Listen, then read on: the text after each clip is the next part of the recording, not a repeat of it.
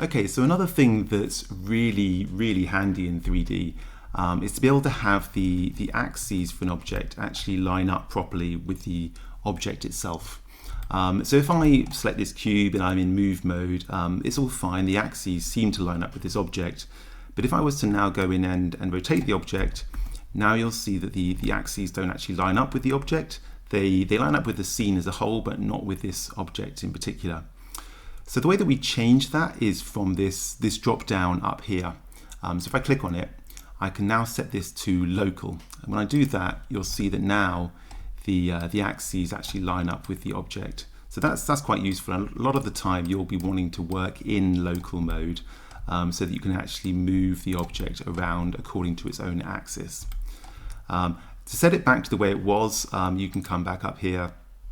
View is actually the default. Personally, I prefer world, so there's a slight difference between the two. What it is basically, if I set it to view, the axes appear slightly differently depending on what view you're looking through.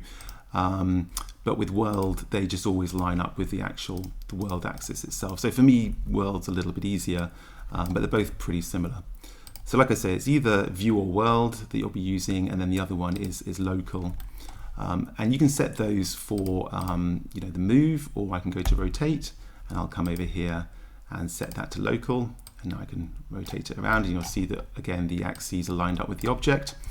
Or I can do the same for scale. So I change it to scale mode, and I'll come over here, set it to local, and now again the axes are lined up with the object itself.